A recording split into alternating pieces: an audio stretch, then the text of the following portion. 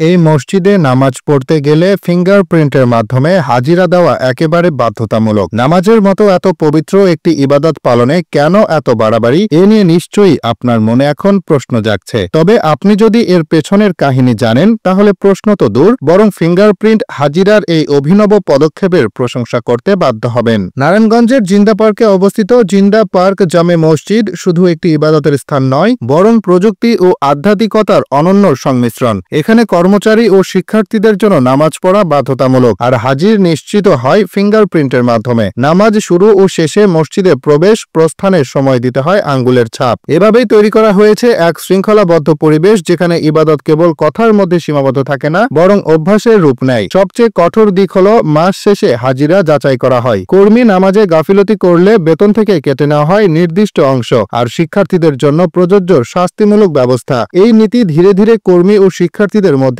ইতিবাচক প্রভাব ফেলেছে। প্রথম দিকে হয়তো ফিঙ্গারপ্রিন্ট হাজিরা চাপ মনে হলেও সময়ের সাথে সাথে তা অভ্যাসের রূপ নেয়। এতে সবাই নামাজে আরও মনোযোগী হয়েছেন এবং একটি শৃঙ্খলাবদ্ধ পরিবেশ তৈরি হয়েছে, যা প্রতিষ্ঠানটির আদর্শকে আরও দৃঢ় করেছে।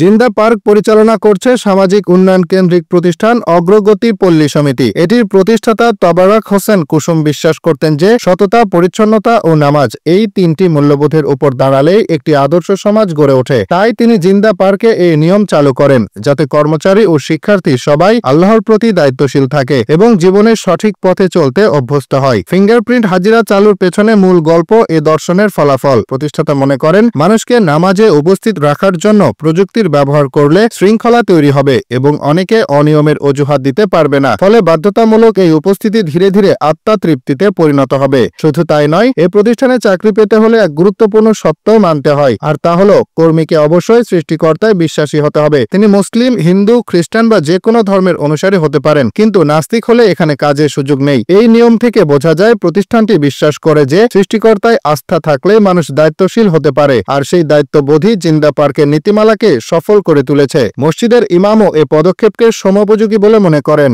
তার মতে, শুরুতে কঠিন মনে হলেও এটি মানুষকে নিয়মিত নামাজের অভ্যাস গড়ে তোলে এবং তাদের অন্তরে ধর্মীয় অনুশাসনের প্রতি ভালোবাসা জাগায়। জিন্দা পার্ক জামে মসজিদ শুধু নিয়ম কানুনের জন্যই আলোচিত নয়, এই সৌন্দর্য সমানভাবে মন কেড়ে নেয়। কাঠের শিল্পিক নির্মাণ, চারপাশে সবুজ প্রকৃতি আর প্রকৃতির আলো বাতাসে ভরপুর পরিবেশ মসজিদটিকে দিয়েছে এক অপার্থিব প্রশান্তি। এখানে নামাজ পড়তে বসলে মনে হয় প্রকৃতির কোলে এক শান্তিপূর্ণ আশ্রয়ে আল্লাহর ইবাদত করা হচ্ছে। প্রযুক্তি ও আধ্যাত্মিকতার এমন সমন্বয় খুব কম জায়গাতেই দেখা যায়। জিন্দা পার্কের এই মসজিদ প্রমাণ করেছে আধুনিক যুগের প্রযুক্তি শুধু কাজ বা ব্যবসার উন্নতিতেই নয়, বরং ধর্মীয় অনুশীলনেও শৃঙ্খলা ও ইতিবাচক পরিবর্তন আনতে পারে। তাই বলা যায়, এই মসজিদ শুধু নামাজের স্থান নয়, বরং এক অনন্য দৃষ্টান্ত, যেখানে বিশ্বাস, শৃঙ্খলা ও সৌন্দর্য একসাথে মিলে গড়ে তুলেছে অসাধারণ পরিবেশ।